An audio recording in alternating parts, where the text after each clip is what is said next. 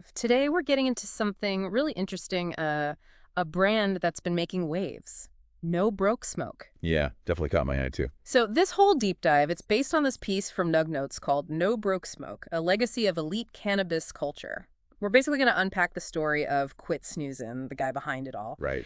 and, explore how this brand, built on really deep roots, quality, and this almost mythical exclusivity, managed to carve out its own niche. Okay, let's unpack this. Like, how does a brand even get so elusive but also so legendary? Well, a really key thing here, I think, is how No Broke Smoke kind of built its reputation by not doing what everyone else does. How so? The sources point out that Quit Snoozin, he grew up on the east side of L.A., right? And he was around what turned out to be like top-tier OG Kush. He didn't even realize it at the time. Wow. It wasn't until he actually left the city that he understood just how rare that quality was.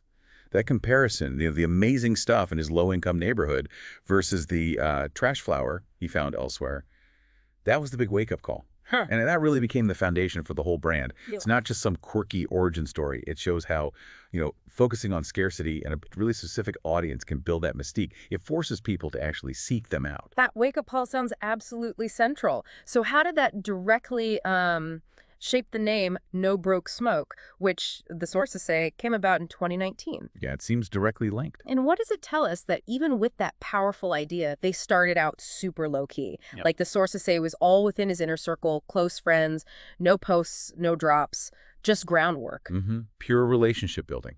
And even before that, back in 2016, he was already building his library of heat, getting these really specific coveted strains.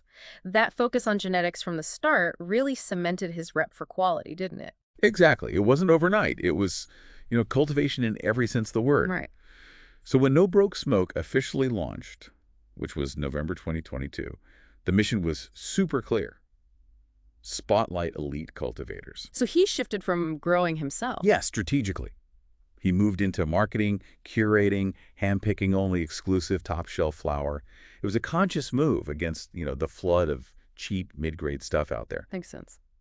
Every single offering was from these elite growers, aimed right at the real heads, the connoisseurs, the long-timers who know quality when they see it. Ah, the discerning crowd. Totally. And this whole organic growth thing, relying on word of mouth, real connections, it shows how you can bypass traditional marketing, especially in niche markets. It builds genuine loyalty, not just broad reach.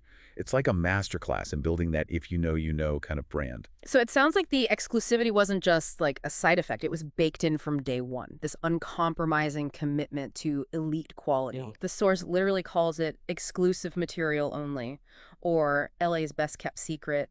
No website, no merch, no chasing clout, just Yeah. quality moves for those already tapped in. Yeah, tapped in meaning that inner circle. So how did that hyper-focused approach let them build such a loyal base without any normal marketing? It really gives that feeling of being part of something special, Not mass market at all. Well, that approach taps right into that human desire for, belonging and access. It's about building a brand, a reputation on loyalty, not ads. Right. And this commitment to their roots, to the community, it even got celebrated in a pretty unique way. In September 2024, this artist Masacre dropped a Mexican corrido, actually called No Broke Smoke. A corrido. Seriously, like a song. Yeah, whole track. It spread through Eastside LA, basically turning the brand into more than just a name. It became an anthem. It shows this isn't just about a product. It's about a whole cultural movement that inspires art. An anthem. Wow.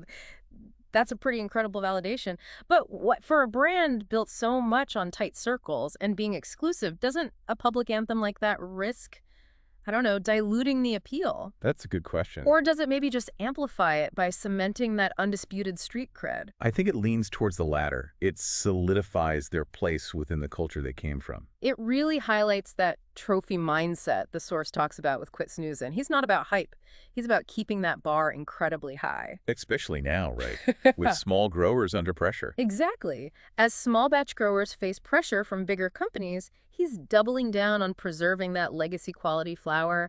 The sources are clear, the circle's tight, the standards are tighter. It embodies that mantra, staying woke or staying broke. A commitment to vigilance, yeah. Yeah. To excellence in a really tough industry. Yeah. So yeah, bringing it all together.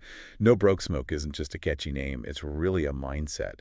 It's rooted in loyalty, discipline, and this fierce commitment to preserving that legacy quality in a market that often wants to commodify everything. And that corrido from Masacre. It's like the ultimate proof of authenticity, right? Yeah. It validates their whole approach straight from the heart of the culture itself. Absolutely. So it really is about a tight circle, even tighter standards, and a brand that finds you, not the other way around. Precisely.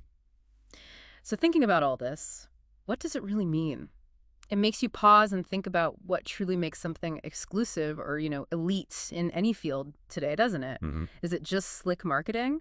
Or is it maybe about those unwavering standards, that hardcore commitment to quality and just letting your reputation, maybe even a corrido, do the talking for you? It certainly makes you reflect on authenticity and like that genuine underground success. What does they even look like anymore? Yeah, definitely something to chew on. Thanks for unpacking that with me. Anytime.